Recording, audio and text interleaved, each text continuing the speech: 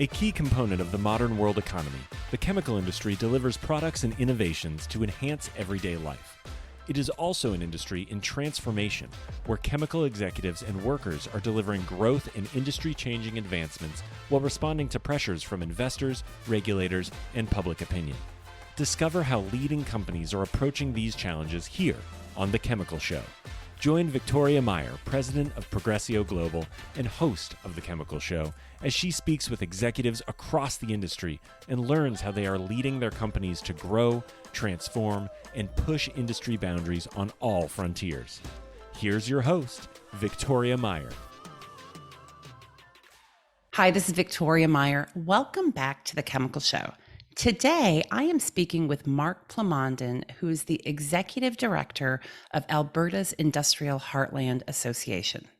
Mark is a seasoned business executive with over 25 years of experience in management, operation, optimization, and financial analysis, primarily in mining processing operations.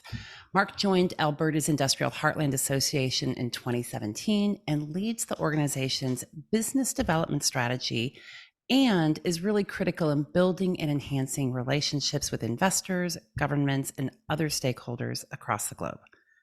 Mark, welcome to The Chemical Show. Good afternoon. Thanks for having me here, Victoria. Absolutely. Mark, what's your origin story? What got you interested in mining and investments and ultimately to where you are with Alberta's Industrial Heartland Association? Sure. Happy to talk a little bit about myself here. So I've been very fortunate throughout my career. And I'll talk about how I made my way up to Fort Saskatchewan, which is where the office is for Alberta's Industrial Heartland. But basically, if I look back to university days, I started out, did an engineering degree at the University of British Columbia in Vancouver.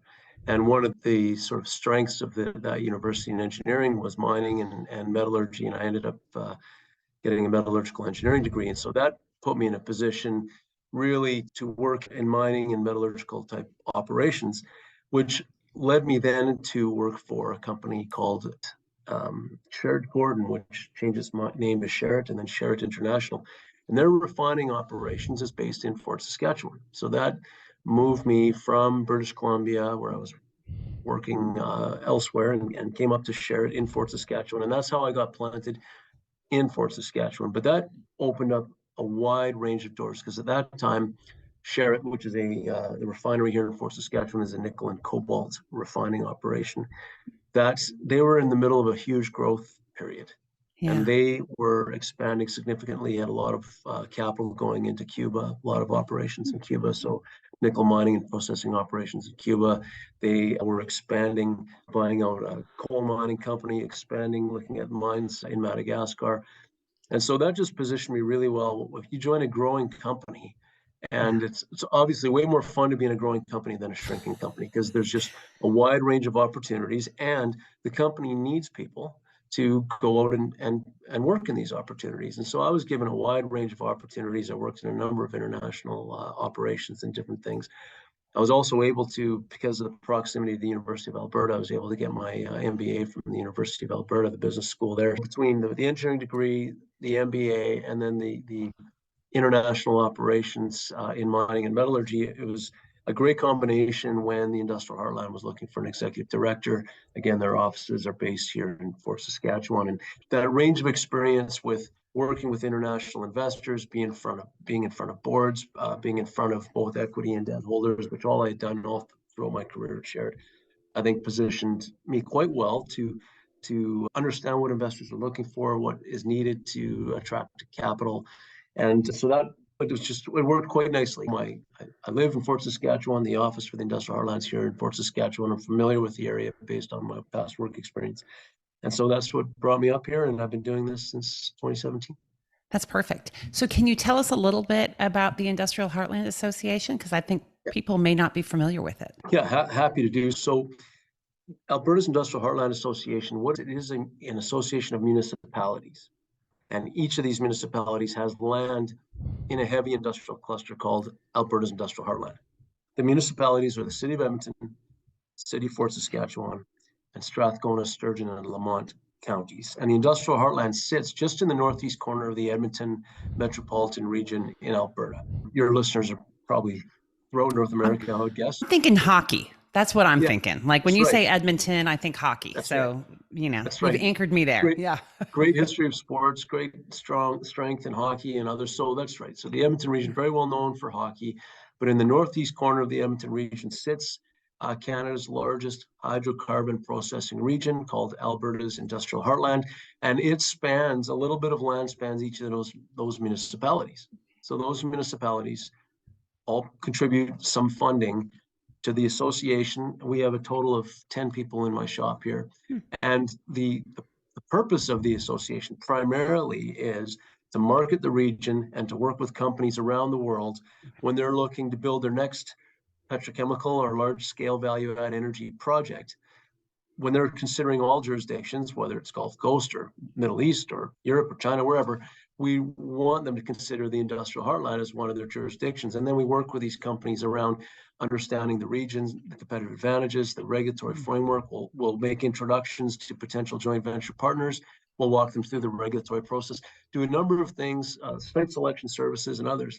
We'll do a number of those types of services to help companies figure out if their next capital investment makes sense in the industrial heartland. And so that's the reason to be as an association. But Yeah. we also have a couple of other things, a couple of other pillars, if I can call them. We Yeah. also have a couple of folks working in government relations. And this is primarily to help the provincial and federal government understand the importance of this region. We want to be able to shape policy where we can have input, where we can have conversation as both the provincial and federal government are shaping policy or incentive programs, et cetera. We want to be able to try to have input into that and to help that process along. And then I've got somebody here focused on community relations and communications. So this is social license, and we can talk about this a Yeah. little bit as we go. But as if you want to grow an industrial area, you need support from your community. If you don't have support, you're way better off to have a welcoming community than to have a hostile community. And so that dialogue with community and communications is really important, and we work closely with the industry in this area and that area as well. Yeah, those are all really important things. In my prior life, if you will, when I was with Shell, I was at the front end of what is now Shell Pennsylvania and the new polyethylene investment Yes. that Shell has started up recently. And we worked with a number of associations or economic development groups out of the various states because site selection is significant and figuring out how to optimize location and resources. And as you talk about working with governments to understand what the impact is on the quality of life and the opportunities, and then get the appropriate support along the way is really critical to making those investments. Yeah, and we find this service. I think this service is most useful for new entrants, right? Mm. So for companies that have been operating here for decades, they know their business, they know their workforce. Of course, we partner on a lot of things, but really Yeah. they've got substantial expertise. But if you're a foreign company and you're Mm. looking in this jurisdiction for the first time, all of these things, I think this service really supports a lot of the activities, helps them to accelerate the activities really, because you don't even know where to start in some cases if you're a foreign company looking to invest. Yeah, Did you ever absolutely. make your way up to the industrial heartland then? Because of course, Shell Not Scotford was one of their key No, sites. I never did. So I've spent some time in Canada, in Calgary, and of course we talked about BC and skiing. I've made my way to Whistler because that Yeah, was pretty good. awesome. But I Good. actually haven't been up to Fort Saskatchewan or to Scotford, although again, I did some work with those facilities, but from afar. Far, okay, yeah, Yeah, because that's yeah, again one of Shell's five global chemical parks is Shell Scotford is yeah. here in the industrial Yeah. heartland, right? And Shell was very proud of it. And of course, in Dow as well. And Dow was the most recently announced, right? So they recently announced their final investment decision for their Path to Zero project, which I know they and others are super excited about, the first net zero ethylene cracker, which is going to be there at Fort Saskatchewan. So, what's significant about that investment for you? Yeah, so let's talk about that. It's such a wonderful announcement for the region. Congratulations to Dow and everybody involved in that project. So lots of significant things about it. Of course, the magnitude is significant. Of course, this is a multi-billion-dollar investment. And of course, as you mentioned, the world's first net zero ethylene manufacturing facility. But the one point that I like to emphasize about this investment and why it's so critical for us here is that it really sends a signal to the world. A company like Dow that can really put capital anywhere and have capital projects all over the world, for them to choose the industrial heartland for this first project to go net zero,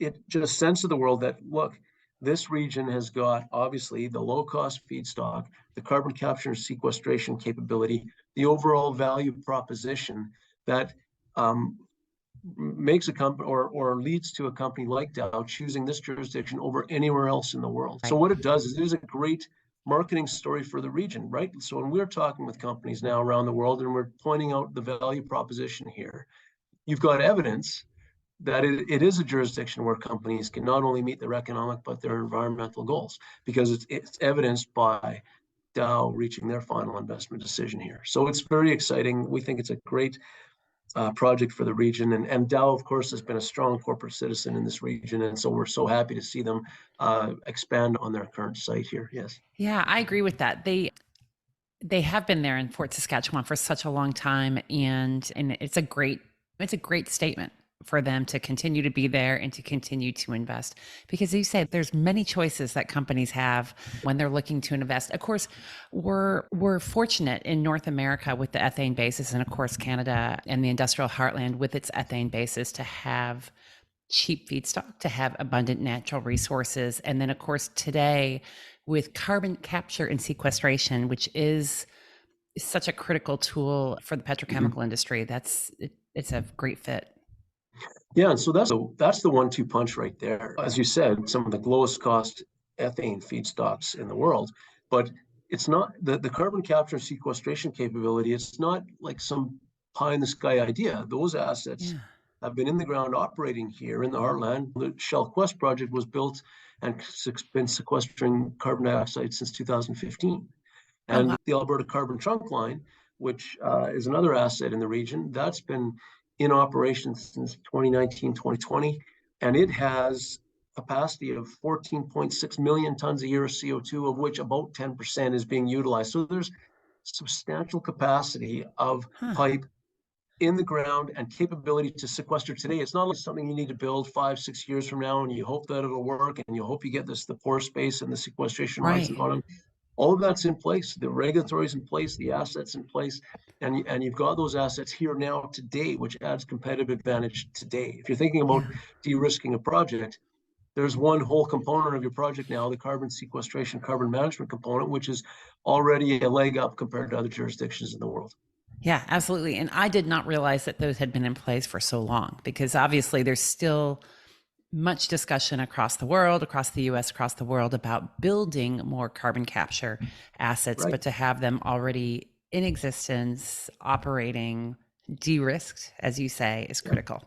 And with capacity. It's not like they're at Yeah. capacity. So that's, I think, a really strong statement for this region. That is a piece of infrastructure that just really adds to the value proposition. And so as I started here in 2017, and it's been interesting to see how the conversations have developed Yeah. around the world since 2017. So you can't have a conversation today on a large scale petrochemical or value add energy project without talking about carbon management. That's just how it goes today. Back in 2017, it wasn't quite the case. You didn't have as Right. much dialogue on this, but today it's just part of the conversation. It is just standard. How is a company going to manage their carbon? What does the CCS looks like? What's the carbon price framework? What's the regulatory framework?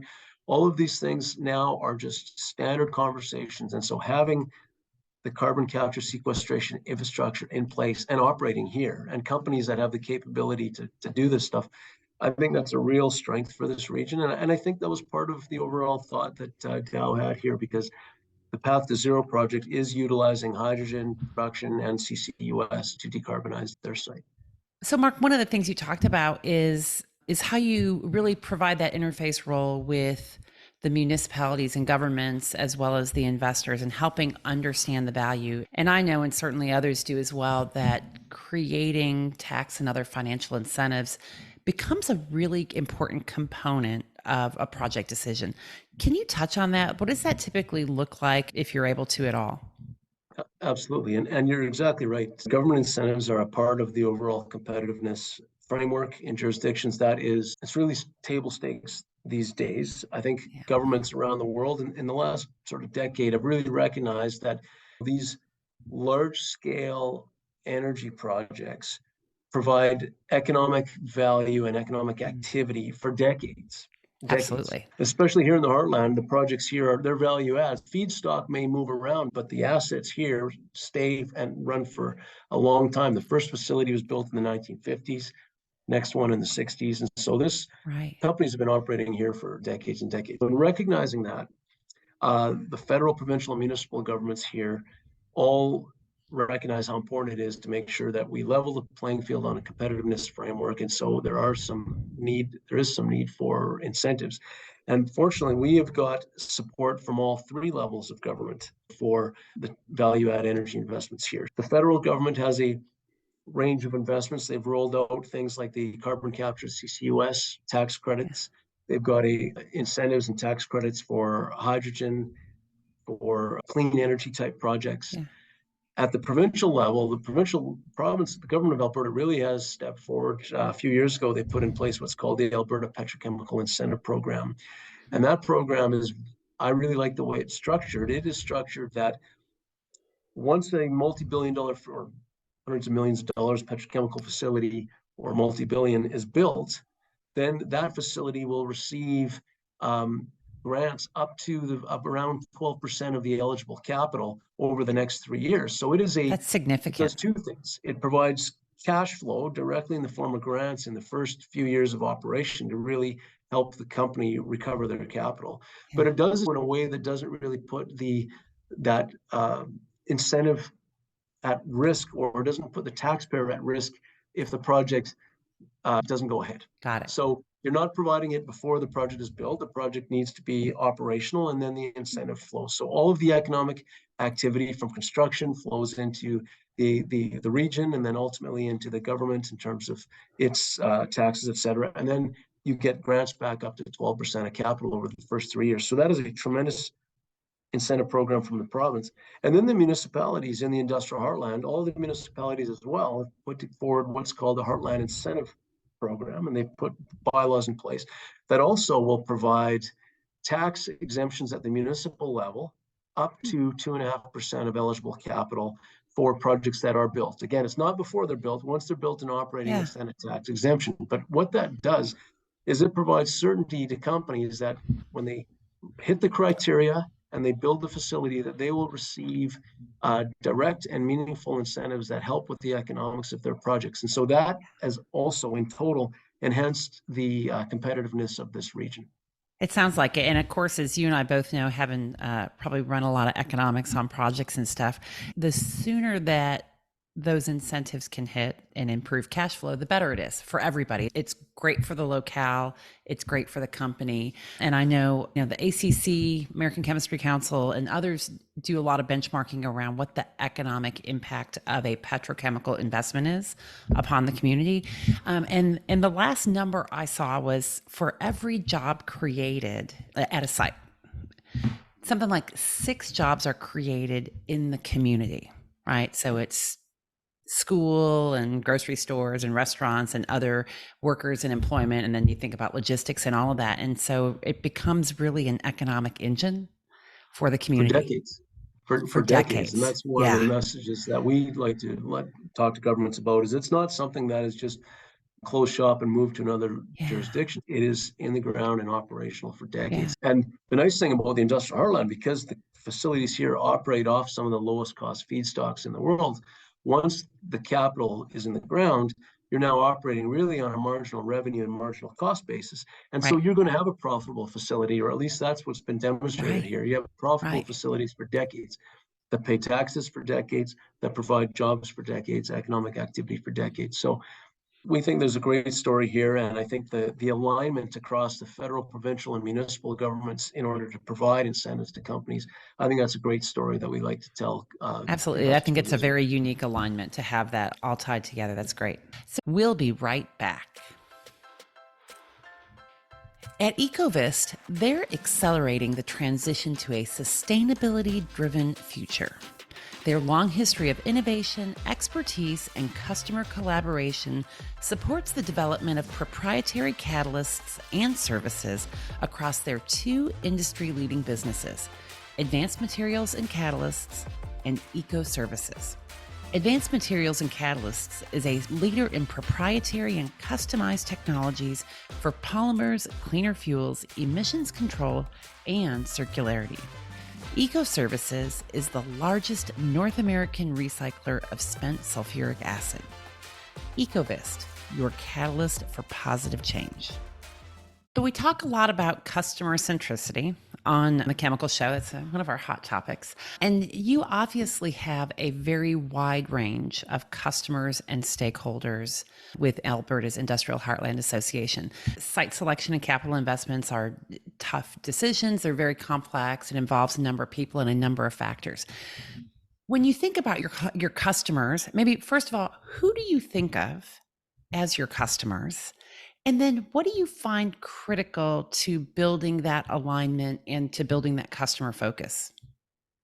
Yeah, great question. So how I view our shop, I view ourselves, first of all, as a collaborative extension of the municipalities. So Mm. we're representing the municipalities in a collaborative effort on the global stage. Our customers, there's all sorts of stakeholders for sure, but our Yeah. customers primarily are going to be, we want to provide the service to companies to figure out their next capital investment. So our first focus is providing quality service to companies, which includes providing credible information, providing the right contacts, insight into what's happening in the industrial heartland, site selection services. But I'm so focused on providing credible services. We just want to be professional, be factual, provide the information that's requested, and just really, because we if you take that first meeting with a company, you need to get the second, third, and fourth meeting. So you need to be Right. credible and you need to provide the information that's going to help them advance their projects. But as part of those services, and you mentioned this as well, other stakeholders, it's really an extension of all of it. Because if you're going to provide service to a company for their next capital investment, you need to have the framework that is going to be conducive for investment. And so all Right. of the components of that framework. So competitiveness. So we work with governments to help ensure competitiveness. We help with provincial, municipal governments on infrastructure to ensure the infrastructure is in place, all in line of trying to meet that end goal of getting responsible investment here in the industrial heartland. And likewise, you mentioned other stakeholders. The community is very important, and it's a long game with the community. You have to Yeah.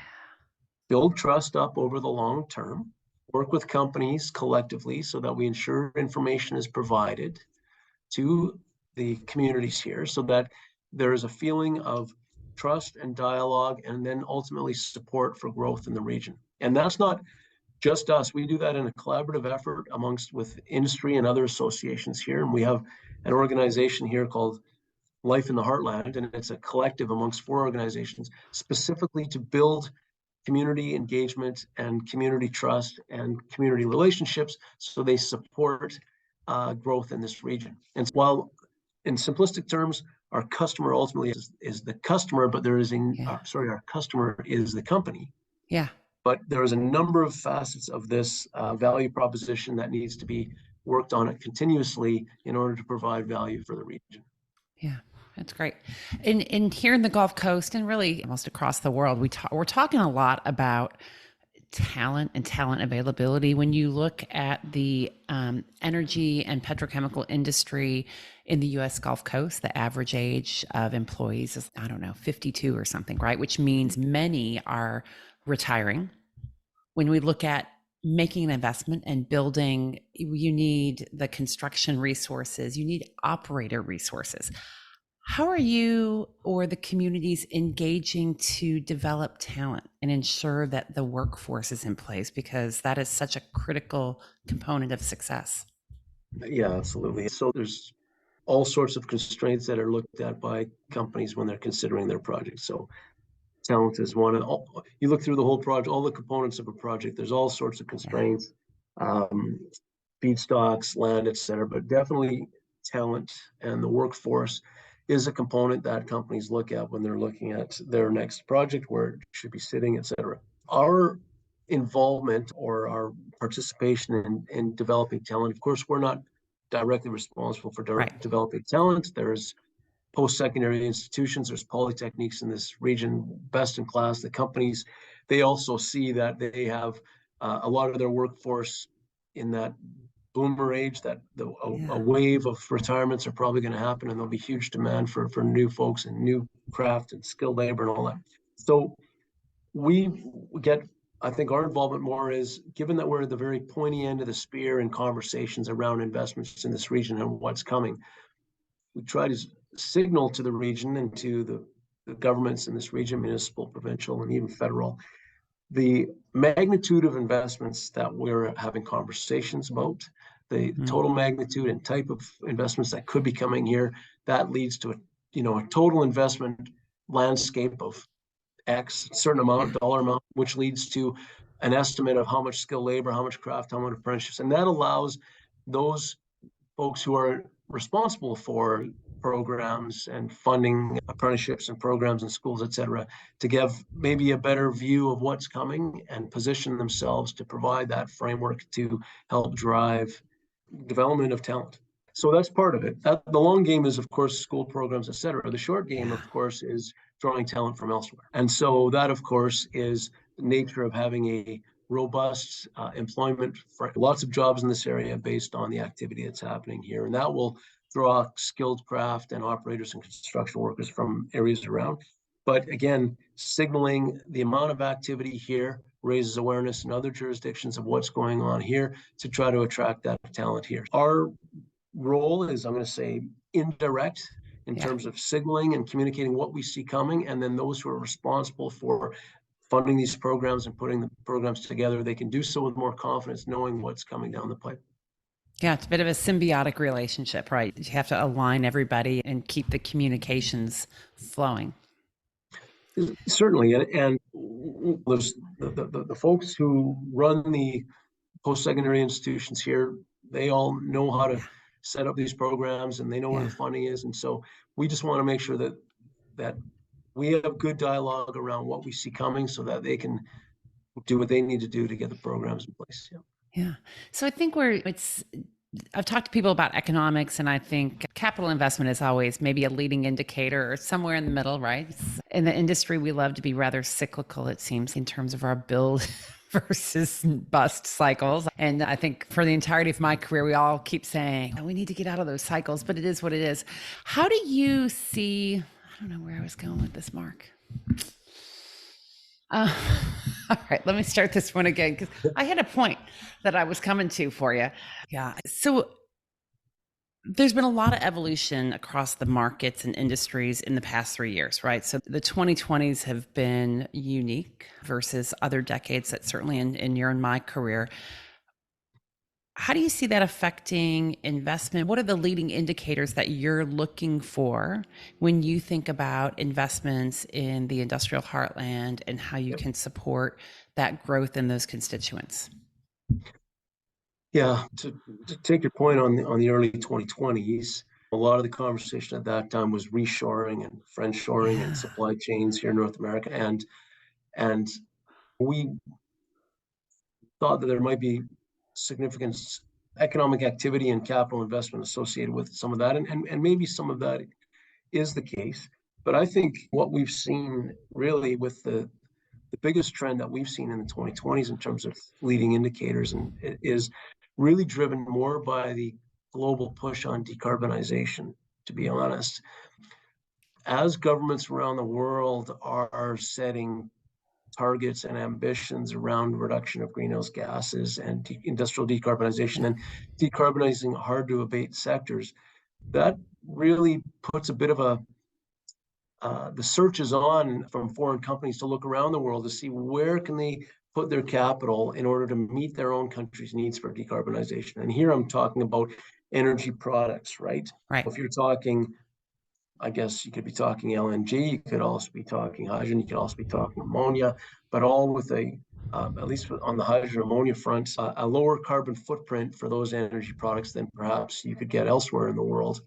And so I'd say from a leading indicator standpoint, what's been interesting here in the sort of mid 2020s and going into 2024 here is there's, I'd say, tremendous global interest in decarbonization and low carbon energy products, which positions the industrial heartland so nicely because the feedstocks already are fairly low carbon feedstocks compared to others, Yep. and the carbon capture sequestration that we talked about. And so I think that, and I'm sorry if I've got off tangent from exactly what your question No, you're was, but fine. from a Yeah. leading indicator and capital investment standpoint, I think that's a trend that we're really seeing that we think will put the industrial heartland front and center on the map in terms of a place to put capital.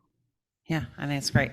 So we're here at this podcast is being published at the beginning of 2024. When you look ahead, what's on your agenda for the year? What should we be looking for from you, from the Industrial Heartland Association, and just the action and the movement going to be? What are you looking at? Sure. There's a few things. And before I talk about our business development activities and our marketing around the world, next year is our 25th anniversary as well. So as an association, Congratulations. yeah, so we've been around 25 years. And as a municipal collaboration, I think that is really important to celebrate. Yeah. I think the municipalities who started the industrial heartland really should be proud at taking a leadership position way back in 1999. 1998 was the initial sort of documents, and then the association was formed in 1999. The bylaws put in place, and I think that was a really strong leadership position amongst the municipalities to take a collaborative approach to economic development of this, the large heavy industrial space. And I think they should be proud of that. 25 years of what I think has been really a great level of activity and hopefully good service for companies coming to this region. So Yeah. that's happening from our association next year. So you'll hear that all year. We'll be talking about our 25th anniversary. I think that's great. And I think 25 years is a good milestone, particularly when you think about it. In many ways, it's almost like a joint venture, right? It's a collaborative group. And partnerships are not easy to put together, and it's not easy for them to last and evolve for a quarter of a century. So that's significant. Yeah, I would agree with you there. And again, another reason for the municipalities to be proud that they've been together for 25 years. And I think that there's such a strong value proposition here that it's really propelled. I think it's helped that the value and the service that the Industrial Heartland Association provides, it's really helped propel this area. And I think that adds value to the entire region. And so that's also part of the story here for 25 years. And then with respect to our activities next year, I think we have two ways I like to describe it. We're both proactive because we have a proactive marketing plan, but we're also reactive. Of course, any company that gives us a call and said, we heard about you or we met you at this conference or whatever it is, and we want to consider our next capital, we will always respond to those. We'll work with companies. So we'll continue on the reactive front always because that's part of what we do. On a proactive side of things, of course, there's I think there'll be more excitement around petrochemicals. I think that the announcement on Dow will really, I think, trigger a lot of global petrochemical companies to maybe take a second look at what's going on in Alberta. We will subsequently be following up in those sectors, piggybacking a little bit off the great news story that's happening here. Absolutely. And then the other trend that I will continue to work on, which I mentioned just previously as well, is all of the industrial decarbonization interests around low carbon products really gives us an opportunity to connect with companies around the industrial heartland and it being a destination for their capital. And then thirdly, we call them diversification projects because they're not outside they are outside their typical petrochemical space. But a lot of interest in critical minerals and battery precursor materials and not your traditional pet chem, methane, ethane, propane space, but still you take advantage of all of the advantages here, the infrastructure that's here, the workforce that's here, the carbon capture, sequestration, all that's here for production of other intermediate products that can ultimately go into other value-added products in Canada. So that's where we see our activities. It's always a little bit fluid. We'll go where we're seeing interest from companies, but that's the general sense of what's going to be happening next year. And it's exciting. And I think you're right. You have a great growth platform with the Dow announcement, with the carbon capture capacity that's in place. And then, of course, all the natural resources that the region brings. So I think it's cool. I can't wait to see what happens. Yeah, I think we're just so fortunate. The natural resources just puts this region in a natural competitive advantage right off the top. But then as from being in the U.S. Gulf Coast is clustering has benefits too. And then as you grow your cluster, you continue to enhance the competitive advantages of the region. And that's what we're seeing, right? You start to hit a critical mass. There's more outputs that become inputs for another facility, and there's more optionality for companies to have competition around their inputs for their facilities in the region. And so as we're growing this cluster, we continue to become more and more competitive, and I think continue to become more of a global destination for capital. I think that's right. Success begets success when people want to be where successful businesses are. Okay. Yeah, it starts to become a self-fulfilling as you get more and more competitive. Exactly. Success continues to follow after that. Yeah. Awesome. Great. Mark, this has been awesome. I appreciate you taking the time to join us today on the Chemical Show and sharing some insights from Alberta's industrial heartland and more. I appreciate the chance to have a conversation with you. Really enjoyed it, and have yourself a great afternoon. Thank you too. And thanks everyone for joining us. Keep listening, keep following, keep sharing, and we will talk again soon. We've come to the end of today's podcast. We hope you enjoyed your time with us and want to learn more.